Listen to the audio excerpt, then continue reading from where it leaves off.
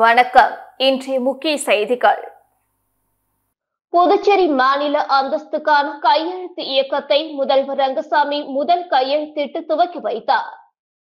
புதுச்சேரிக்கு தனி மாநில தகுதி வேண்டுமென உருளையன்பேட்டை தொகுதி சுயேட்சை சட்டமன்ற உறுப்பினர் நேரு தலைமையில் பொதுநல அமைப்புகள் ஒன்றிணைந்து கடந்த 3 ஆண்டுகளாக பல கட்டங்களாக போராடி வருகின்றனர்.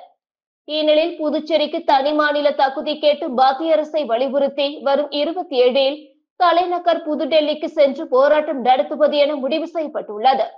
இதனையொட்டி மாநில தகுதிக்காக புதுச்சேரி மற்றும் காரைக்கால் மாவட்ட மக்களிடம் கையெழுத்து இயக்கம் நடத்துவது எனவும் தீர்மானிக்கப்பட்டது. அதாவது புதுச்சேரி, காரைக்கால் மக்களிடம் மொத்தம் 1 லட்சத்துக்கும் மேற்பட்டோரிடமும் கையெழுத்து பெறுவது என்றும் அக்கையெழுத்து மனுவை டெல்லி சென்று மத்திய அரசிடம் ஒப்படைப்பது என்றும் திட்டமிட்டுள்ளனர். இந்த கையெழுத்து இயக்கத்தை சட்டப்பேரவை வளாகத்தில் உள்ள முதல்வர் அலுவலகத்தில் முதல்வர் ரங்கசாமி மனுவில் முதல் கையெழுத்து போட்டு தொடங்கி வைத்தார்.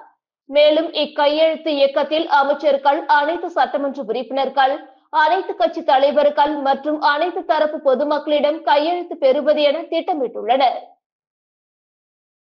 புதுச்சேரி அரசு ஆதி திராவிடர் நலத்துறை மூலம் வன்கொடுமையால் பாதிக்கப்பட்டு உயிரிழந்த நபரின் குடும்பத்துக்கு தலா ரூபாய் 8.55 லட்சத்தை நிதி உதவியாக முதலமைச்சர் ரங்கசாமி வழங்கினார். புதுச்சேரி இந்திரா நகர் தொகுதிக்குட்பட்ட மேட்டுப்பாளையம் சாணரப்பேட்டை பகுதியைச் சேர்ந்த பாபு என்பவர் வன்கொடுமையால் பாதிக்கப்பட்டு உயிரிழந்தார். இதனைத் தொடர்ந்து புதுச்சேரி அரசு ஆதி திராவிடர் மற்றும் பழங்குடியினர் நலத்துறை மூலம் உயிரிழந்தவரின் குடும்பத்திற்கு நிதி உதவி வழங்கும் நிகழ்ச்சி சட்டப்பேரவையில் உள்ள முதலமைச்சர் அலுவலகத்தில் இன்று நடைபெற்றது. ஆதி திராவிடர் நலத்துறை அமைச்சர் சரவணன் குமார், துறை இயக்குநர் இளங்கோவன் முன்னிலையில் நடைபெற்ற நிகழ்ச்சியில் முதலமைச்சர் ரங்கசாமி கலந்து கொண்டு தலைமை தாங்கி உயிரிழந்தவரின் குடும்பத்திற்கு ரூபாய் 8.55 லட்சம் நிதி உதவி பெறும் அரசாணை வழங்கினார். இந்த நிகழ்ச்சியில் ஆதி திராவிடர் நலத்துறை அதிகாரிகள் உட்பட பலர் கலந்து கொண்டனர். உசூடு தொகுதி ராமநாதபுரம் பகுதியில் உள்ள கோகிலாம்பாள் நகர் மற்றும் சீனிவாச நகருக்கு கருங்கல் சாலை அமைக்கும் பணிக்கு அமைச்சர் சாய்ஜி சரவணன்குமார் பூமி பூஜை செய்து பணியினை தொடங்கி வைத்தார். உசூடு தொகுதிக்குட்பட்ட ராமநாதபுரம் பகுதியில் அமைந்துள்ள ஸ்ரீனிவாச நகர் பகுதிக்கு ரூபாய் 10 லட்சம் மதிப்பீட்டிலும் மற்றும் கோகிலாம்பாள் நகர் பகுதிக்கு 11 லட்சம் மதிப்பீட்டிலும் கருங்கல் சாலை அமைப்பதற்கு தொகுதியின் சட்டமன்ற உறுப்பினரும் ஆதி திராவிடர் நலத்துறை அமைச்சருமான சரவணன்குமார் அவர்களின் முயற்சியில் அரசாணை பெற்று அதற்கான பூமி பூஜை நிகழ்ச்சியில் அமைச்சர் தலைமை தாங்கி பூமி பூஜை செய்து பணியினை தொடங்கி வைத்தார்.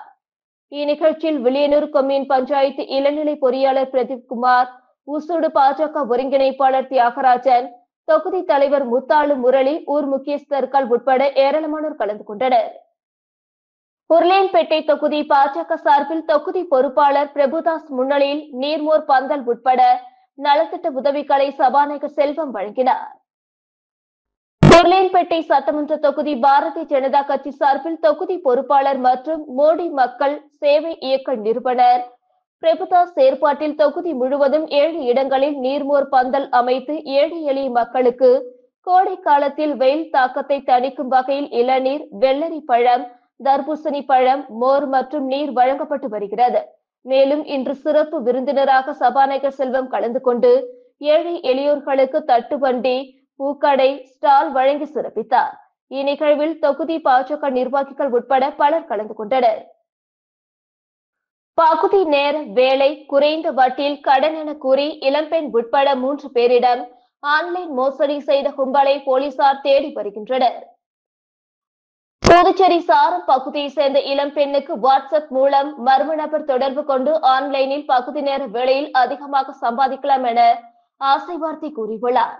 இதனை நம்பி இளம்பெண் மர்ம நபர் கூறிய போலி ட்ரேடிங் வெப்சைட்டில் மர்ம நபர் கூறியபடி டாஸ்குகளை முடித்துள்ளார். மேலும் அந்த வெப்சைட்டில் ரூபாய் 42,799 செலுத்தியுள்ளார். ஆனால் பகுதி நேர வேலைக்கான ஊதியம் கிடைக்கவில்லை. செலுத்திய பணத்தையும் அவரால் எடுக்க முடியவில்லை. அதன் பிறகே தான் ஏமாற்றப்பட்டதை இளம்பெண் உணர்ந்தார்.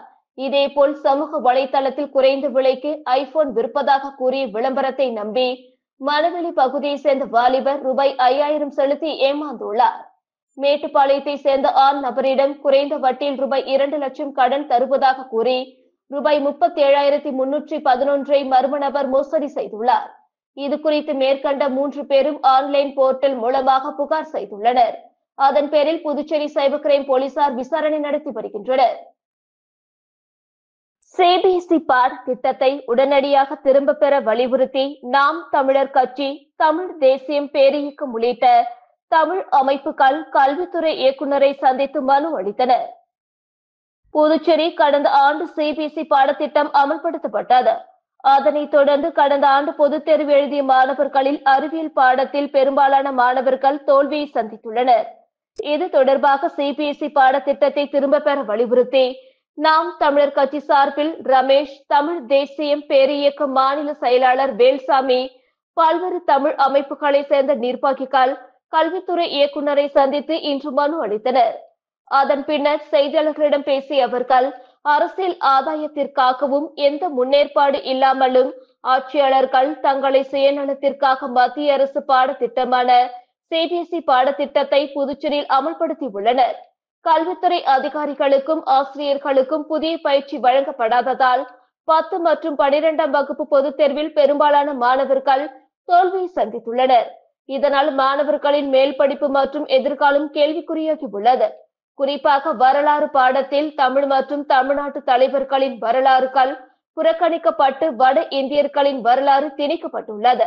எனவே புதுச்சேரி அரசு உடனடியாக சிபிஎஸ்இ பாடத்திட்டத்தை திரும்ப பெறுவதுடன் தனி கல்வி வாரியம் அமைத்து புதுச்சேரி மாநிலத்திற்கான தனி பாடநூல் திட்டத்தை ஏற்படுத்த வேண்டுமென வலியுறுத்தினர். புதுச்சேரி மாநிலத்தில் முதல் முறையாக ஜகத்குரு ஸ்ரீ ஸ்ரீ ஸ்ரீ சந்திரசேகர சரஸ்வதி சாமிகள் மகா பெரியவாவின் நூதன பஞ்சலோக விக்கிரக பிரதிஷ்டை விழாவில் ஏராளமான பக்தர்கள் கலந்து கொண்டனர். புதுச்சேரி புரோகிதர் மற்றும் பிராமண நலசங்கம் மற்றும் ஸ்ரீ ருத்ரபாத சேவா அறக்கட்டளை சார்பில் ஜகத்குரு ஸ்ரீ ஸ்ரீ ஸ்ரீ சந்திரசேகர சரஸ்வதி சுவாமிகள் மகா பெரியவாவின் நூதன பஞ்சலோக விக்கிரகம் பிரதிஷ்டை விழா மற்றும் சங்கத்தின் 17ஆம் ஆண்டு விழா நடைபெற்றது. லாஸ்பேட்டை குறிஞ்சி நகரில் எழுந்தருளி உள்ள ஸ்ரீ வலம்புரி விநாயகர் ஆலயத்தில் நடைபெற்ற விழாவில் ஸ்ரீ ஸ்ரீ ஸ்ரீ ஜகத்குரு ஆதி சங்கர பகவத் பாத சுவாமிகளின் அனுக்கிரகத்தால் சங்க மூத்த உறுப்பினர் துரைசாமி ஐயர் அவர்களின் பெரும் நிதி உதவியால் ஜகத்குரு காஞ்சி காமகோடி பீடாதிபதி ஸ்ரீ ஸ்ரீ ஸ்ரீ சங்கர சந்திரசேகர மகா பெரியவா நூதன பஞ்சலோக விக்கிரக பிரதிஷ்டை செய்யப்பட்டது. தொடர்ந்து சிலைக்கு சிறப்பு அபிஷேக ஆராதனைகள் நடைபெற்றது. தொடர்ந்து மகா பிரதிஷ்டை அபிஷேகம் அர்ச்சனைகள் செய்யப்பட்டு மகா தீபார்த்தனை காண்பிக்கப்பட்டது. இதில் ஏராளமான பக்த கோடிகள் மற்றும் புரோகிதர் மற்றும் பிராமண நலசங்க நிர்வாகிகள் பலர் கலந்து கொண்டு சிறப்பித்தனர். புதுச்சேரி மாநிலம் நெட்டப்பாக்கம் கிராமத்தில் வேல்முருகன் நகர் பகுதி மக்களின் பயன்பாட்டிற்காக புதிய குடிநீர் விநியோக குழாய் அமைக்கும் பணியினை துணை சபாநாயகர் ராஜவேலு பூமி பூஜை செய்து துவக்கி வைத்தார். புதுச்சேரி மாநிலம் நெட்டப்பாக்கம் கொம்யூன் நெட்டப்பாக்கம் சட்டமன்ற தொகுதிக்குட்பட்ட நெட்டப்பாக்கம் கிராமத்தில் வேல்முருகன் நகர் பகுதி மக்களின் பயன்பாட்டிற்காக புதிய குடிநீர் விநியோக குழாய் அமைக்கும் பணிகள் ரூபாய் 3,70,000 செலவில் மேற்கொள்ளப்பட உள்ள நிலையில் அப்பணிக்கான பூமி பூஜை விழா இன்று நடைபெற்றது. நிகழ்ச்சியில் துணை சபாநாயகர் ராஜவேலு அவர்கள் கலந்து கொண்டு பூமி பூஜை செய்து பணியினை துவக்கி வைத்தார். இந்நிகழ்ச்சியில் பொதுப்பணித்துறை தலைமை பொறியாளர் வீரசெல்வம், பொது சுகாதார கோட்ட செயற்பொறியாளர் கஜலட்சுமி, உதவி பொறியாளர் திருமதி பீனா ராணி, இளநிலை பொறியாளர் திருவேங்கடம் மற்றும் அகில இந்திய என்ஆர் காங்கிரஸ் கட்சி நிர்வாகிகளும் ஊர் பொதுமக்கள் மற்றும் முக்கிய பிரமுகர்கள் கலந்து கொண்டனர். பஹல்காம் தாக்குதலுக்கு பதிலடியாக பாகிஸ்தானில் பயங்கரவாதிகள் முகாம்கள் மீது தாக்குதல் நடத்திய இந்திய ராணுவத்தினருக்கு ஆதரவு தெரிவிக்கும் வகையில் புதுச்சேரியில் காங்கிரஸ் சார்பில் ஜெய்ஹிந்த் யாத்திரை நடைபெற்றது. புதுச்சேரி அண்ணா சிலை அருகே தொடங்கிய யாத்திரைக்கு காங்கிரஸ் மாநில தலைவர் வைத்திலிங்கம் எம்பி தலைமை வகித்தார்.